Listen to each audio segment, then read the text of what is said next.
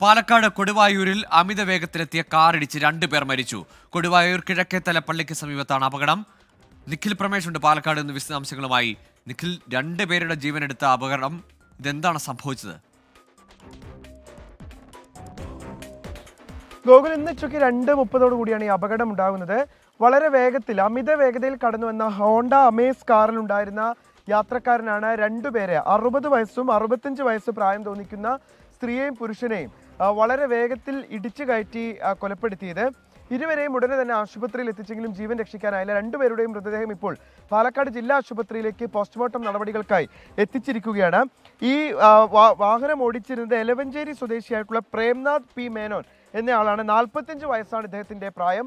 ഇദ്ദേഹം മദ്യപിച്ചിരുന്നു എന്ന വൈദ്യപരിശോധനയിൽ കണ്ടെത്താൻ വേണ്ടി കഴിഞ്ഞിട്ടുണ്ട്. അമിത വേഗതയിലായിരുന്നു ഇദ്ദേഹം വാഹനം ഓടിച്ചിരുന്നത് എന്നുള്ളത് CCTV ദൃശ്യങ്ങളിൽ നിന്നും വ്യക്തമാണ്. എന്തായാലും തുടർ നടപടികൾ ഇപ്പോൾ സ്വീകരിച്ചു പോരുകയാണ്. ഈ മരിച്ച 2 പേർ, ഇവരുടെ പേര് വിവരങ്ങൾ നിലവിലത്തെ സാഹചര്യത്തിൽ ലഭ്യമായിട്ടില്ല. ഇവർ വണ്ടാഴി സ്വദേശികളാണോ എന്നുള്ള സംശയം പോലീസിനുണ്ട്. ഇവർ പള്ളികളിലും മറ്റുമെത്തി ഭിക്ഷ യാചിച്ച് ജീവിക്കുന്ന ആളുകളാണ് എന്നുള്ളതാണ് മനസ്സിലാക്കാൻ കഴിയുന്നത്. ഇന്ന് സമീപത്തെ ചില പള്ളികളിൽ അവർ എത്തിയതായുള്ള വിവരങ്ങളും ലഭിച്ചിരുന്നു. എന്തായാലും ഇവരെ കണ്ടെത്തുന്നതിന് വേണ്ടിയിട്ടുള്ള അന്വേഷണവും പോലീസ് ആരംഭിച്ചിട്ടുണ്ട്. ഗോകുൽ, പാലക്കാട് കൊടുവായൂരിലാണ് മദ്യപിച്ച് വാഹനം ഓടിച്ചയാൾ അപകടമുണ്ടാക്കിയത്. 2 പേരുടെ ജീവനാണ് എടുത്തത്. നിഖിൽ പ്രമേഷാണ് വിവരങ്ങൾ നൽകിയത്.